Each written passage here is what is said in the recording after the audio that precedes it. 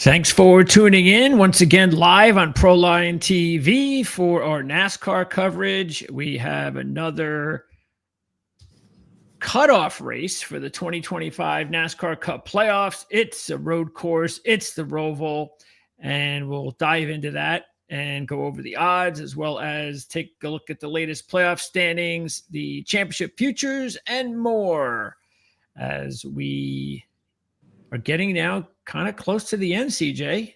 We only have a few races left, and thank goodness it's the last Roval of the season. 5 races to go, last road course. The good news is that we get to go to Las Vegas next week, so we know that's a good track. And then next season, I guess we would get to look forward to Homestead at the end. That's about, no, how did we, this is what happens. I guess there it goes. Okay. I think that's better. Anyway, yeah, Vegas is going to be a lot better, no question, especially after what we saw, in a taste of a 1.5 mile track on Sunday and what happened earlier this year. So, yeah, well, still, maybe we can figure out a way to make some money. You never know. Crazy things happen. Even the best drivers on specific courses can always have a bad day. You never know. So we're going to try to go into that and see if we can figure it all out. Before we do, though, let's recap what happened at Kansas.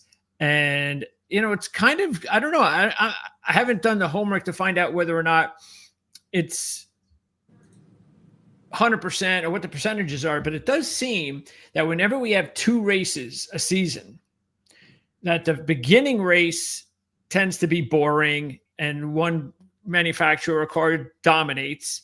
But then by time they get to the second race, because everybody's got the data, it's a much better race. It's like night and day. That's why I think it was kind of funny hearing some people talk about this past, Kansas as usual. What a great race. Did anybody watch the race earlier this season? Come on now. It was a great race, no question about it. And again, which is kind of interesting because when we talk about more data usually means you would expect the better cars to dominate, but it's the exact opposite with this schedule as opposed to, say, practice. Maybe it's the longer period of time as opposed to just a shorter period of time. I'm sure maybe that's something to do with it. Anyway, the fact of the matter is it was a great race, and it was fun to see. Yeah, and I think we've been experiencing that now for a couple of years. I seem to recall some of these tracks being very boring the first time around, and then everybody catches up the second time around, which make them more exciting. This one looked like, prior to, or the last one, I should say, was all Hendrick Motorsports, mainly Kyle Larson. Chase Elliott was quick too, but he had a slow pit stop at the end.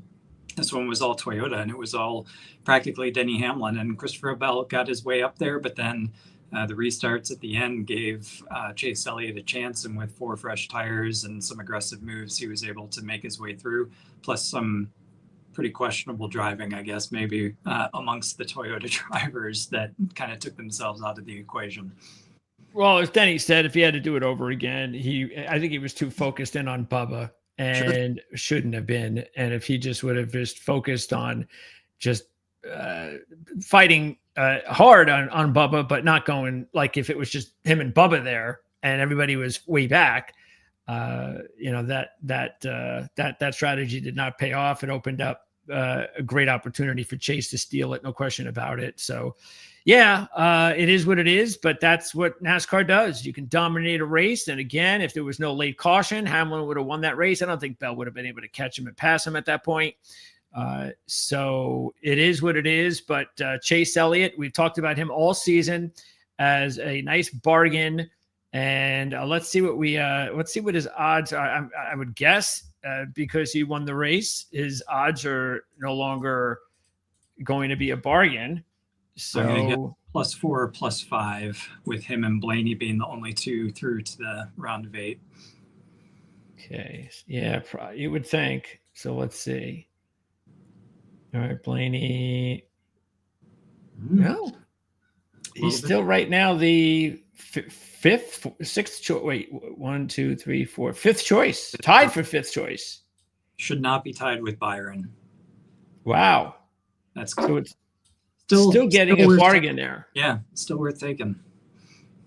And then you got Logano and Briscoe at 11, Chastain, Wallace, and Reddick with Cindric. So those are the long shots. Let's take a look at the playoff standings now, and you can see why. So really, it looks like Joe's the one in the biggest trouble, of course.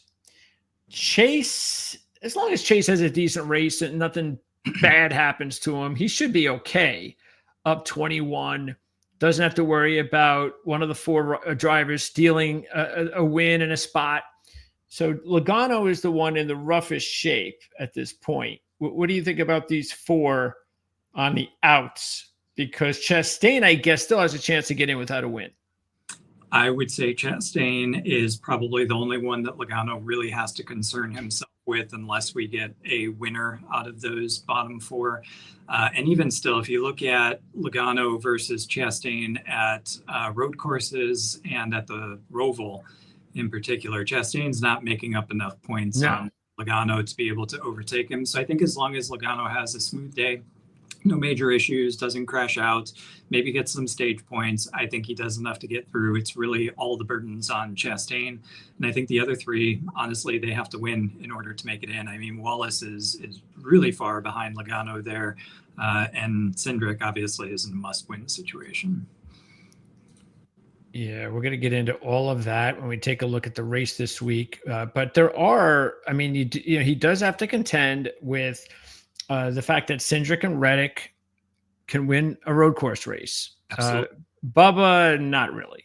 Yep. So yeah, Bubba knows it's over, and that was his shot. And say what you want about Hamlin racing him hard or whatever the case may be. I mean, look, it's his car. He can do whatever he wants. So no, I applaud them. I mean, if it were Formula One, we certainly wouldn't have seen that. Oh, forget it. Yeah. Stuff at Formula One, Denny Hamlin would have been blocking everybody. I think it's it is just the fact that they're both Toyotas. I mean, you have to take the owner situation out of it because Hamlin's going to go for the win. He always is. He's time and time again. You expect that. Wallace is going to go for the win time and time again. The thing that hurts the most, I think, is that, like you said, if they would have just kind of settled it amongst themselves, Chevrolet would have finished third at best. It was between those two, but the contact that totally scrubbed the momentum, took both Toyotas out of the picture and gifted it to Chevrolet. That's the real controversy, not that Hamlin did what he did, though it is a second bout of contact with a fellow Toyota driver in as many weeks. So that's a distraction he doesn't need right now. So Jitterbug wants to know, after watching the last bit of the race, do you think drivers are forgetting what they are actually out there for, and that is to win? Is it too much being put on the playoffs? Is too much being put on the playoffs? I do agree, because I think in this race coming up this week, we just talked about Logano really only having to focus on Chastain unless Cindric or Reddick, like you pointed out, win. Therefore, I think he's racing for points versus the win potentially. He's racing not to have a bad day, effectively. So yeah, I can definitely see that. And I think you see it much more in the circumstances where drivers can point their way through. So they don't need to swing for the fence. They don't need to take risks that otherwise would put them in position to win. They kind of play it safe. And I think we talked about that in past seasons as well. When you get to the playoff races, and especially Phoenix in the finale, who always finishes in the top four, it's the playoff contenders, generally speaking. So yeah, I think it is a detriment to their thought process as to what they're actually out for, going out and winning races. So I do hope the format changes. We'll see. They're talking about it. I don't know what it would change to, but we'll see what NASCAR does. Yeah, we still have a playoff system in 2025 to contend with. And of course, we're all excited about the change next year. No more Phoenix ending the season. Right there, that's just making things already a lot better. Unfortunately, when we end this season, it will be in Phoenix again. And I don't know what to tell you. I mean, I'm just going to be happy. As long as Blaney's there, then I'm okay. I'll deal with it because I know how good he can be at Phoenix. And if it's going to be Phoenix, as long as Ryan's in there, I'll have a shot. So I guess that's all I can hope for. But I don't know if I was fans of other drivers, I would not be happy about returning to Phoenix unless I'm a Penske fan. So yeah, I think Bell won there earlier this year. I seem to remember him being dominant as well. So perhaps with the second race at the track becomes a little bit more competitive. However, it is the championship finale, and typically we see the top 4 drivers be in the top 4. That's just the way it's been since this format has come out.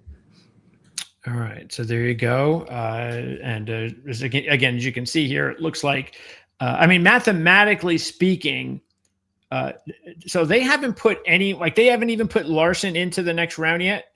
No. So he's still not even mathematically. He could actually still mathematically not make it. Theoretically, yes. From laws of mathematics, yes. How long is that going to take? Like the first stage, or the first 5 or 6 laps, or something? First stage, possibly the first couple laps. Maybe you get some DNFs, things like that. All 4 of these probably, right? Byron through Larson will probably be first stage. They're in. Yeah. Okay. Yeah. They just got to survive some trouble early. And if they do, they should be fine. All right. So there you go. If you did have to pick, let's go back to these championship ones. Let's see. If you did have to pick one of these 4, not just, of course, because they're going to have to win, not just to win this race, but contend for a championship, I think we're probably looking at only one driver, correct? That would be Reddick. Yeah, I was going to say Reddick. I mean, you got to take Cindric out because he has to win this week. Yeah, he can be good on road courses, but he's been terrible at the Roval. Wallace isn't going to make it through because it's a road course. Chastain just has had a really poor season, so even if he is able to somehow overcome Joey Logano, I don't think it's sustainable through the next 4 races. Tyler Reddick, I think, is really the only one that shows a threat of winning races, and not just winning this weekend, but potentially winning races all the way through to Phoenix. So if you're forcing me to choose one of the 4 below, it would be Reddick. Now we've got the Roval. So as we take a look at the Roval, there is a 7-race history, and Chevy has won 5 of the 7. Toyota and Ford have won 1 each. 6 of the 7 winners have started in the top 10. And only 1 of the 7 winners started in the top 5. What's interesting is the outlier in each of those trends is the same driver, Chase Elliott. Elliott won from the 19th position back in 2019, and Elliott won in the 2nd position in 2020, the following year. So that's interesting right there. But Chevy has definitely been the class of the Roval as far as the wins are concerned. And taking a look overall at what I found out so far regarding manufacturers, just lately, it has been Chevy. If you take a look at it, the last couple of years, even if we're just going to take a look at NextGen, the last couple of years especially have been really Chevy. I mean, Chevy and Larson, along with Chevy, dominated the race last year. They dominated the whole Saturday deal. SVG, by the way, was on the pole. They dominated the race, leading 102 of 109 laps. Larson led the most with 62. So Ford and Toyota were just a distant manufacturer. They were nothing to be They had no competition at all last year. The year before that, it was Chevy and Toyota were really tight, but Chevy had the better race. And so they were definitely the better manufacturer again, with AJ Allmendinger winning from the 6th position. He was also 5th in practice. Ford, meanwhile, has been a pretty much a third wheel here the last couple of years. And then in 2022, this was real interesting because Christopher Bell won, and we'd go, okay, Christopher Bell won a road course race. That makes sense. But what didn't make sense is that Chevy and Ford had dominated the entire weekend and the race. They led a combined 110 of 112 laps in the race, had dominated Saturday. Toyota did absolutely nothing, but Christopher Bell stole the race with 2 laps at the end, and Toyota got the win, and Bell got the win. So just keep that in mind as far as only what we've seen in NextGen. Chevy, and look, based also on 5 out of 7 wins, if you want to look for a driver, and I wish SVG was on a different manufacturer to make it a little interesting, but since he's on a Chevy as well, I got to believe Chevy's got a major number as far as manufacturer to win this race.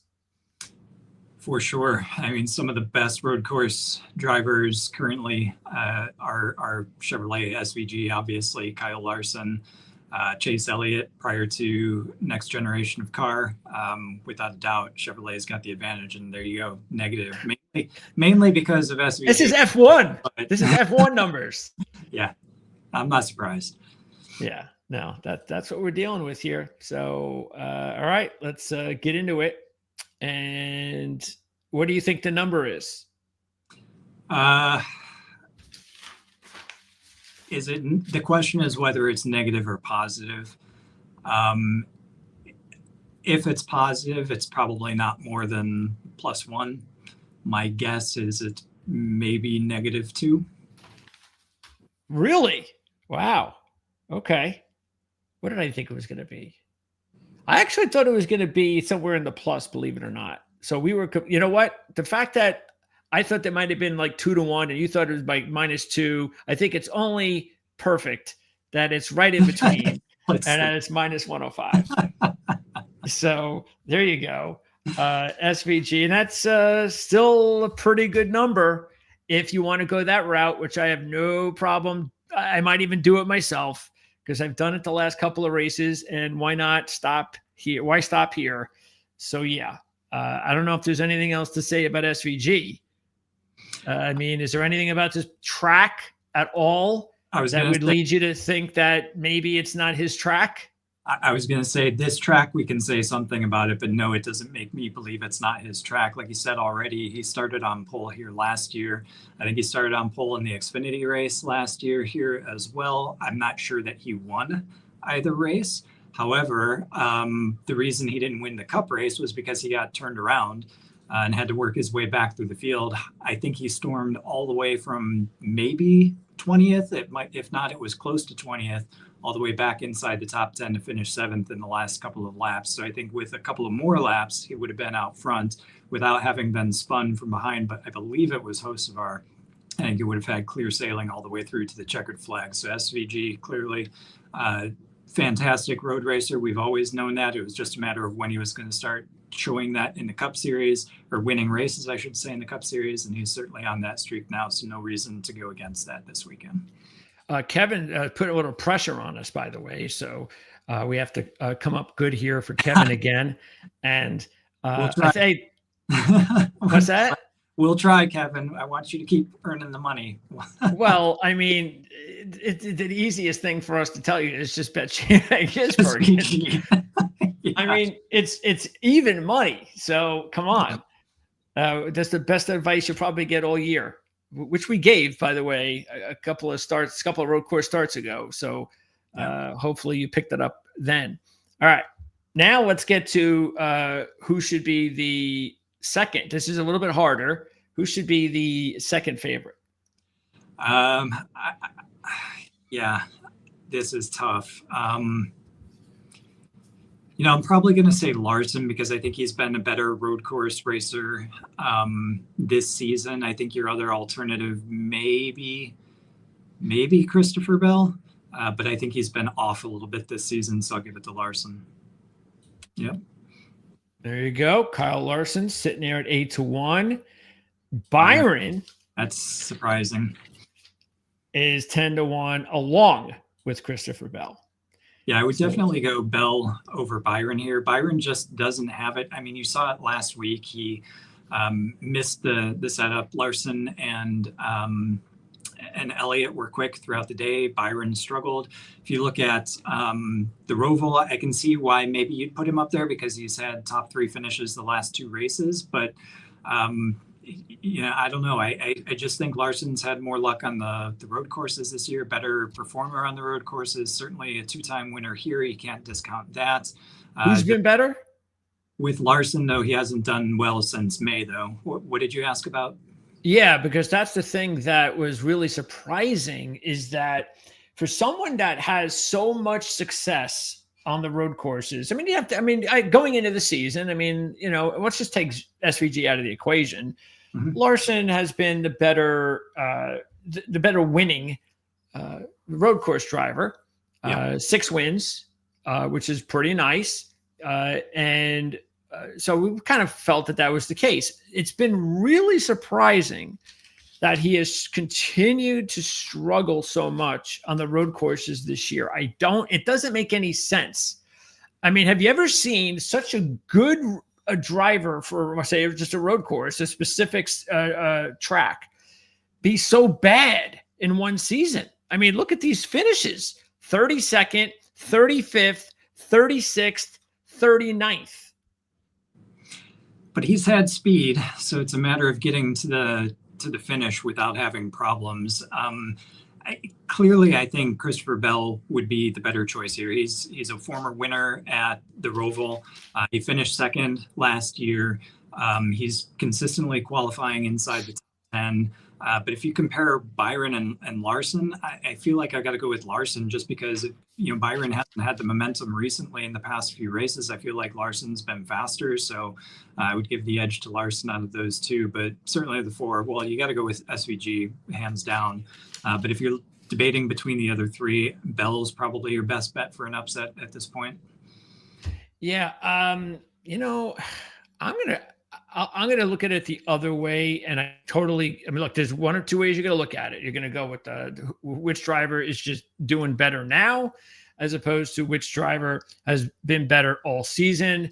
And I'm just going to go, especially since this is a road course, it's a particular thing, that I'm going to go with Byron out of this group.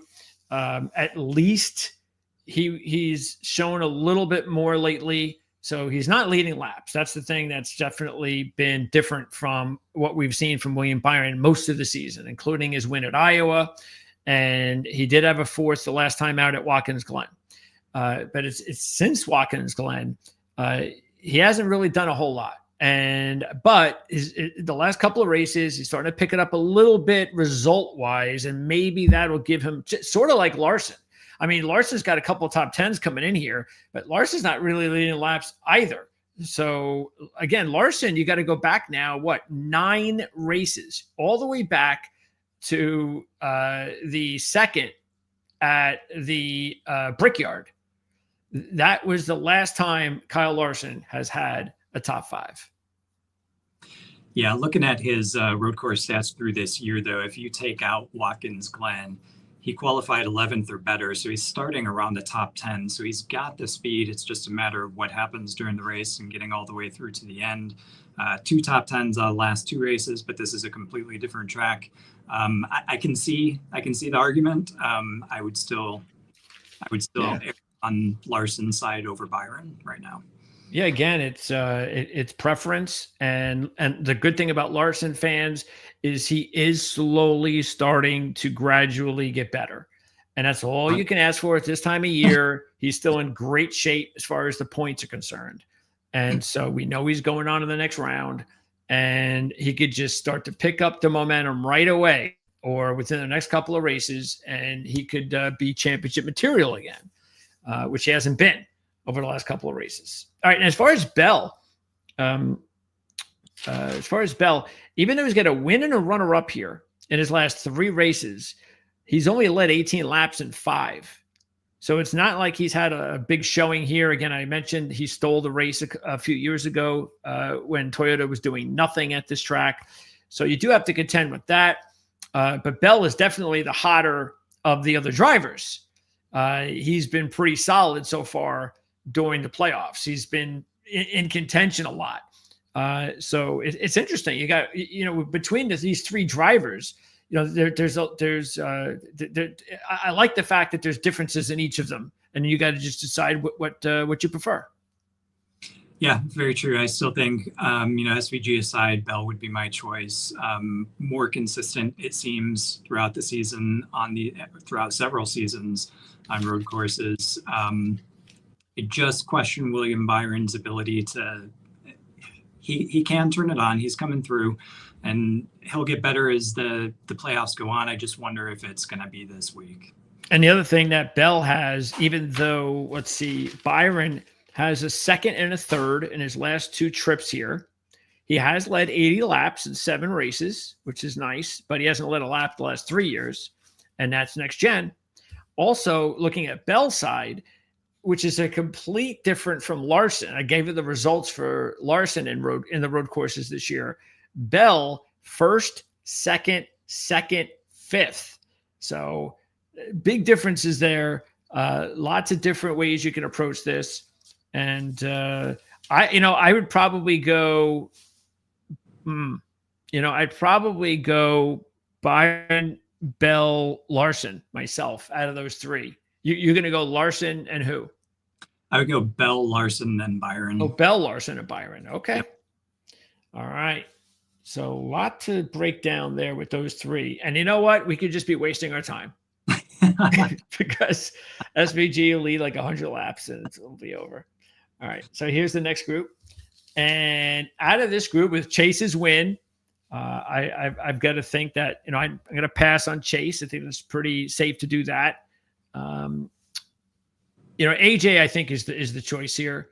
I really like the way, Reddick obviously is another good one. I think it's between Reddick and AJ, but I'm going to go with AJ because I just like the way AJ over the last couple of months, you can see that there's been he seems to be doing well on Saturdays. He just can't pick that up on Sundays, but now he's on a road course.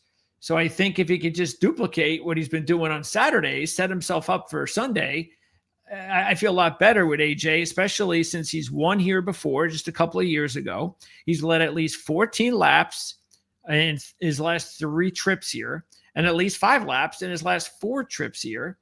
And he is getting, as you can see, 16-1. So it's a nice big number. And that's why I'm going to take AJ. I'm going to go AJ and Reddick as the 2 to take here. Yeah, absolutely the same. The only thing I didn't mention about AJ Allmendinger's fantastic stats at this track is I think he won 3 in a row in the Xfinity Series at this track. So he knows this track extremely well, obviously won in Cup as well. So Allmendinger, and like you said, add in the recent momentum that he's been having over the past couple of weeks. And I think you had a good story there. Chris Buescher, some top 10s. Yeah, he's a good road course racer. And not particularly at this track. A couple of top 10s, like I said, Chase Elliott, back-to-back winners. We talk about that all the time. The only thing about Reddick is, number one, he's good on road courses. But number 2, he's got a lot of incentive to go out there and try to be aggressive this week and try to win that race. So that's right. It's going to be really tough to do with SVG out there. Reddick's got the incentive.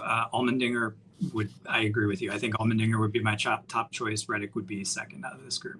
And he's driving a Chevy too. So that's also and I'm getting 4 more points. So I think there's but yeah, Reddick, he's going for the win. That's going to help out. He's also got a 7.8 average finish here. So that's good in 5 races. He was runner up here in 2021, just before NextGen. He's led 54 laps in his career. And Reddick has also had a pretty good season as far as the road courses are concerned. Matter of fact, if you throw in his 3rd at Chicago, he has 4 top 10s out of 5 races this season on these setups.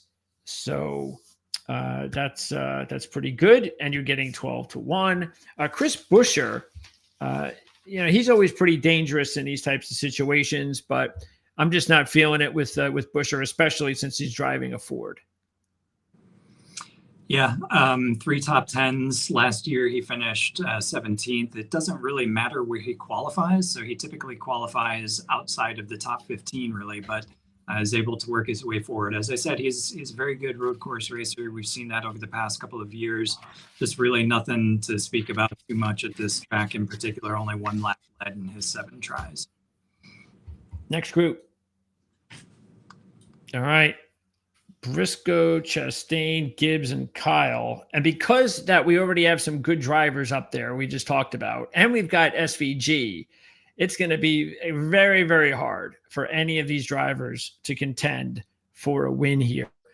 None of them really jump out at me. I don't know. We've seen some nice things from Gibbs on the road courses this year. It's been where he's actually shined most of all, besides what he did at Bristol at night a few weeks ago. Kyle has had his share of moments here, but the way they're going, I don't know. I mean, if he has a good Saturday, I'll give him a shot on Sunday, but I'm not touching Kyle unless he has a good Saturday. And he's 28-1. So I think you'd have room to just be patient. So yeah, I don't know. Honestly, I probably got to pass on most of these drivers because of how good the other drivers are this week.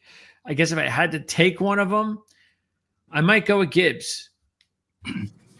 For me, it'd be a toss-up between Gibbs and Briscoe. Briscoe, I think, won an Xfinity race at this track, so he's got that experience with him. Plus, he's just on such a run of momentum. Expect him to be in the top 10. Chastain, we talk about him being good at specific tracks, and that goodness continues generally. You can bank on that. This isn't one of them, just one top 10 finish at the Roval in particular. But Gibbs, like you said, very good road course racer. He's been doing well on them this season. Last year, he wasn't able to do much. He finished last, I think, perhaps, or close to last because he crashed out. His best finish here is 9th, but I think Gibbs overall is probably the better road racer of the bunch, so I would go with him. As far as now, this group is a little bit better because of a couple of things. First of all, I'm getting better odds. Secondly, Bowman and Logano. Bowman has 5 top 10s out of 6, couple top 5s. Logano, he's definitely in play as a super long shot because we know that he may have to win this race. It's possible. And you're getting a big number, and he's had really good success here. He's got an average finish of 8.6, an average start of 5.9, 6 out of 7 top 10s, a couple of top 5s. He's led over 30 laps. So I would definitely look at Logano. He'd be the one for sure. Once I get past those top drivers, this is the one I'm looking at first and foremost as far as any sort of sleeper or long shot. Very consistent at the Roval, just one finish outside the top 10 out of 7 tries. He's led 35 laps. He qualified on pole in 2022, finished 8th last year. I think he's the one to beat for Chastain. I think Logano definitely over Chastain. He's been outscoring Chastain, or Chastain certainly hasn't been doing enough to close the gap on these types of tracks. So Logano there. But don't sleep on Bowman either. I wouldn't be surprised if he actually steals a win. It could be this track. 5 top 10s out of 6 starts, 2 of them being top 5s. Led 5 laps in this race last year, despite starting 17th, ended up finishing last. Obviously, some kind of issue. I can't remember specifically, but Bowman's been consistently good at this track. Wouldn't surprise me if he's in the top 5 by the end. And I think he's had some good results on road courses this year too, if I'm not mistaken. Okay, let me see. Bowman. What have I seen from Bowman? Yeah, he's got, he was 4th at Mexico, 9th at Coda, and I think those are his 2 best finishes. Oh, he's also 8th at Chicago. So. Really, really good odds for a consistent top 10 finisher on road courses this season. Yep. And Blaney also has a pretty good history here. The problem is, not just he's already got a win in this grouping here, but also the fact that he has been much better at this track pre-NextGen. Pre-NextGen, he finished 1st, 5th, 8th, and 9th. NextGen, 10th, 12th, and 26th. But overall, he's got a 10.1 average, which is not bad, which is pretty much what I would expect on Sunday. And then we see these other long shots here against Cindric. We know he's a good road course driver. The problem is it has not been a good road course year for Cindric, which has been really surprising. Matter of fact, I don't even think Cindric, I don't even know if he's at his top 10 this year in the road courses. So that's been a big surprise. Yeah, I don't really see anybody in this group here. Do you? Yeah, normally I would say Cindric, but just not not at this track. He's been not good. He does have the 4th place finish last year. And like you said, this year altogether on the road courses, expected a lot more out of him. So unless, he's able to replicate exactly what he did last year, I'm not sure that he's got a chance. And even still, he's yet to win a road course race in the series. And let's see, what else do we have here? There's Hamlin. Bubba, his last chance.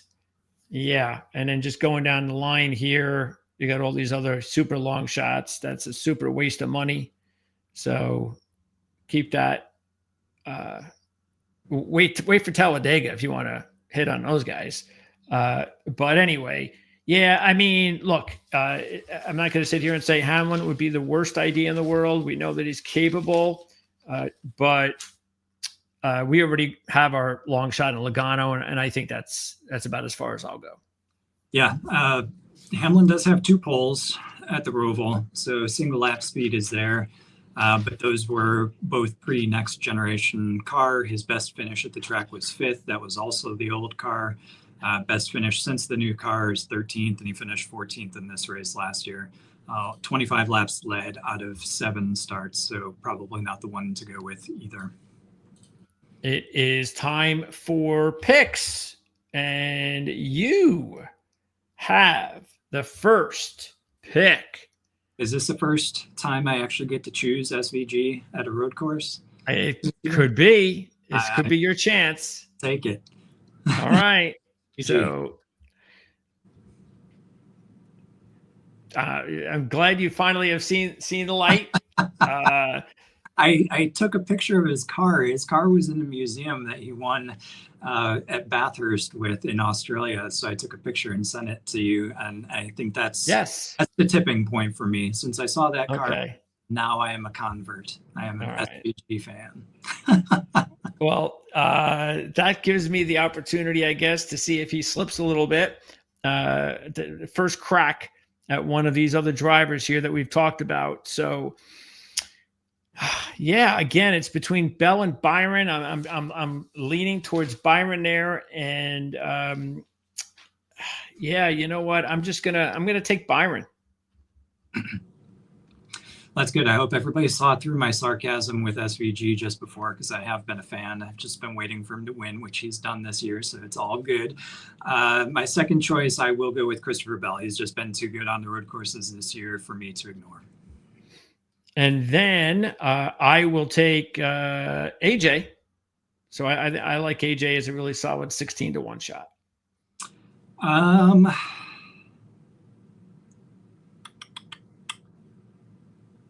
Yeah, so I guess I'm debating. I'll take a flyer on. I won't go as low as Logano because he just needs to outpoint Chastain. He may have to go to win, but I think that's probably a long shot scenario. So I think I'll take a flyer and go with Gibbs. Okay. Well, then that leaves Logano and Bowman for me. So I'll take Logano. All right, so there you go. SVG, Bell, Gibbs, Byron, AJ, Logano for me. So we went Chevy. You went Chevy, Toyota, and I went Chevy, Ford. And that is going to wrap things up here. And then next week, again, we have the. Why is this doing this? Let me see if I can get a good one. That's better, kind of. Not really the way I want it. That's the way. All right. So anyway, next week is Las Vegas week, and we get to start a new round. It's the round of 8, and things start to get really, really interesting next round with Las Vegas, Talladega, and Martinsville. And really to think about it, I think this is like the last Sunday where I'm just not going to be totally invested, especially if SVG dominates, because I think, once we're in that final 8, things really start getting ramped up. And I think the tracks are fine. I don't think there's going to be major issues, even Martinsville. I mean, it's second race, right? Martinsville. So maybe that'll make things better. So yeah, so I'm looking forward to this next round. Yeah, I am too. The round of 8, honestly, I think the elimination races so far this year have been kind of non-events. We basically know who's going to be out by the time we get to them, and I don't think that that's any different this weekend. However, next week when you get into the round of 8, you've got some really hard choices to make and a bunch of really good drivers, all of which are true championship contenders. So it gets really cutthroat, which makes places like Las Vegas where the racing is great, just super exciting. Talladega where you never know what's going to happen, exciting to watch. And then it comes all down to Martinsville to be able to finalize whoever ends up in that final four. So these last 4 races or so of the season are some of the best. Hopefully it's not a snoozer this week, but hopefully SVG goes on and wins. Yeah, remember Las Vegas earlier this year, we had, let's see, 3, 4, 5, 6, 7, 8, 9 drivers led 10 laps or more. So there was an awful lot of parity in the race, especially when you look at the fact that you had Josh Berry winning as a long shot. You have other long shots that were in contention like Suarez, Preece, Cindric at that point, AJ. Those were all in the top. Bowman, they were all in the top 10. So hopefully we'll get a lot of what we saw earlier this year at Las Vegas. We'll talk more about that next week. Don't forget on Saturday, I think what time is it Saturday? It's going to be, that's an afternoon. I should be on about 3:00 with the between 3 and 4. I'll be able to post the qualifying and practice report from this race. I mean, you know what we expect. So if SVG, hey, maybe something happens on in practice or qualifying, that'll be a big story. So you want to check in, and not sure it's going to be a long report. It all depends on how SVG rolls. So that's going to come up on Saturday afternoon. You can look out for Kevin Rogers and his pick, also his matchup of the week. So that's usually posted sometime here on Saturday morning.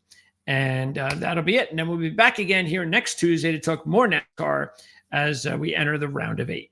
So, and we're not at that the change yet in time. So we'll be 4:00 again next week. We don't go until we're going to be going in a little earlier, but that's not until the end of the month.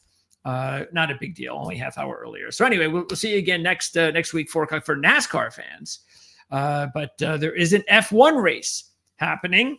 So that means we are going to change the scenery here as we talk a little bit F1. And we've got the race at Singapore. And so is there some sort of, I don't know, is there something in the air? Or is anybody that's getting carried away with what's going on with Max Verstappen? I think there are some people that are getting carried away. I think this is going to be the true test of it. Singapore has historically been a very tough track for Red Bull and Max Verstappen. He's never won here. The course is hot. It has all slow corners, which degrades the tires much faster, which all kind of fall into McLaren's hands. The higher temperatures, less tire wear, or easier on the tires is definitely a McLaren play. So I think this week is going to be the true test as to whether the past 2 races of Max Verstappen dominance are for real or not. I think this is the week we see what the true difference really is. So at this point, the way these championship odds are, it's still in your mind, it's too early. It's even though the odds will start to go down if he does well, this is definitely not the week to do it based on what you just said, that this is not a good track for Max and Red Bull. So you don't really feel bad at all about passing on this week. And if anything, maybe it'll bonus up some more odds and so forth. But how many other tracks are on this left on the schedule where Red Bull and Verstappen you think it's just not good? It's just not going to work out. There are 7 more races to go. This race this weekend is probably the biggest test. So the way that the 2 tracks that Red Bull and Max Verstappen have done well at recently, and he won both of them, are Monza and Azerbaijan. And both of those are low downforce, high speed tracks. The Red Bull has a new floor. It seems to have helped them a bit, certainly on those 2 tracks.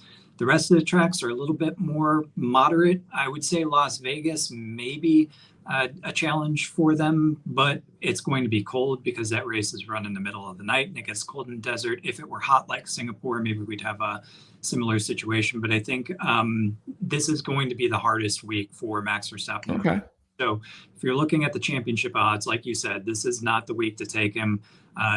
Bank on that progress that they've shown over the past 2 races not to show up at Singapore, because it is such a unique track for them and a tough track for them. And I hope you get a little bit better odds going out. That said, I think there are roughly maybe just under 200 points available through the last 7 races and a couple of sprint races left. And I think Verstappen needs to make up about 70. So he's got to have a lot of things go his direction, and he's got to have some big mistakes coming from some of the bigger competitors, specifically McLaren, in order to get the job done. Yeah. And I would say that, well, look, I mean, so look, you want to win the race and all, but realistically, is third the best he can hope for? If McLaren doesn't shoot themselves in the foot like they tend to do frequently, I think third would probably be the best that he can do. He did finish second last year, so depending on how good that floor, or how big of a difference that floor really makes at their toughest track, potentially second. I do think the win is a little bit much to hope for. Podium finish would be a good result for Red Bull and Verstappen this weekend. And I mean, look, you would be gambling, obviously, because if something freaky happened where McLaren, both of the drivers screwed up somehow and just paved the way for Max to steal the race. Like Azerbaijan. Yeah. They both had poor qualifying. Piastri really screwed up in the race, false start, and then stopped in order to not get a penalty, was passed by everybody, and then ended up crashing on the first lap anyway. So Norris was just too far behind, ended up having a slow stop as well in that race. So again, McLaren can shoot themselves in the foot. Usually it only happens to one driver, not both though. So Piastri, I think, is the standout this weekend. Norris a close second. Typically speaking, the person that wins pole for this race is the one that wins it, though. I just think that Red Bull's historical trouble on this particular track, plus the hot conditions, the fact that tire degradation is going to be a problem. We know McLaren is better on the tires. I do think this is a McLaren weekend, and I think Verstappen and Red Bull realistically should just be shooting for the podium. And is there anything, what could happen outside of pole? What could happen to change your mind a little bit with your prediction on Sunday if things go a certain way on Saturday? How would have to go? Yeah, if Friday practice, if you see Max Verstappen out front in Friday practice, 2 sessions on Friday, I think that starts to sway the opinion. And yeah, maybe we really do have some progress here. If not, if it's the classic McLarens up there in the front pretty consistently, then I wouldn't change. And even still, even with the Friday practice, Max Verstappen would still have to come out and definitely qualify on front row. Certainly, ideally, pole on Saturday too. All right, so that's the championship outlook. Let's talk about the race, and here are the odds. So based on what you said, a little bit surprising to see the odds like this. Yeah, like I said, I think people are buying into the Verstappen hype with the 2 races where he went out and dominated. Singapore is just such a different track, and it's been such a thorn in the side of Red Bull for so long. I think they're seeing the second place last year, which is definite improvement. However, I think he was 20 seconds behind Norris, the winner, so McLaren easily had the upper hand. I think if Piastri would have qualified a little bit better in that race, he probably would have been able to get by Verstappen or finished ahead of Verstappen. So again, I do think that all signs point to McLaren this weekend. Piastri would be my top choice, though it's a little bit shaky given the mistakes that he had last week. Doing that back-to-back when you're in championship contention, though, is a death sentence. For your hopes, though. So one would hope that he's able to get his mind straight and be able to execute this weekend at Singapore. I think even odds for Piastri and Norris at +2 is fair. I bet you McLaren as the winning manufacturer is negative. If you have to flip the coin, I would go with Piastri. If the odds aren't negative or too far negative on the manufacturer, I might go with McLaren as the winner, though. Okay. Not bad. I would probably take McLaren as manufacturer winning car at -165 today as top choice. If you're going to choose driver, I'd probably give the edge to Piastri. All right. And again, it is 6 races to go after this, correct? Correct. United States will be the next one. The season finishes at Abu Dhabi first weekend in December. Okay. Yes, because they're coming to America. And that's going to be for, we got the Texas race, then we've got Mexico City back to back. They'll be returning to Las Vegas after their trip to, what is that, Brazil? Brazil, yep. And then they end up overseas at Abu Dhabi in Qatar. All right. Anyway, we'd all, just for the fun of it, like to see things get really close, especially because, as we said earlier, just probably a couple months ago, when they were making silly mistakes at that point, that you could tell. And then we just saw it in the last race that, when you're not a champion, and you've never been a champion before, this is what you got to go through. And sometimes the pressure, even though you got 2 drivers, sometimes it's the same team. F1's different from NASCAR when you're talking teams, as we all know. So it's just, if one guy's off, sometimes the other guy could be off too. And especially when they've got the multi-champion breathing down their neck, which he hasn't been breathing down their neck yet. But just imagine if he can get closer. That could make things really fun. Yeah, if he gets closer, like I said, Singapore is going to be the true test. If he's able to be close to the McLarens, I think they've got some real pressure going into these last 6 races after Singapore, though. But again, don't buy into the hype too early. It's still too far out to call. Still looks like a 2-horse race between the 2 McLaren drivers. And, the worst case scenario is that Verstappen does poorly at Singapore, and you get a little bit of extra odds if you want to end up taking him, thinking that he can chase them down in the last 6 races. Yeah, that might be something we'll be able to talk about in 2 weeks. 2 weeks, yep. 2 weeks will be COTA. The race is on October 19th. All right, sounds good. So again, next week we will return for Tuesday, and it'll be all NASCAR. But then in 2 weeks, when F1 comes to America and Texas, we'll be here to cover that as well. CJ, you'll have your report ready for Friday into Saturday. Of course, it'll be available at rotowire.com on Friday. That is correct. And we'll also post the link to the rotowire.com preview for both F1 and NASCAR in the comments section of these videos. Sounds good. CJ, appreciate it. Thanks, everybody out there watching us again this week. We appreciate your comments. And, of course, subscribing to the channel. That's the best way to support the channel. You could also, of course, hit the thanks icon on the bottom of the screen if you want to support the channel financially. We'll see everybody again real soon right here for more auto racing coverage on Proline TV.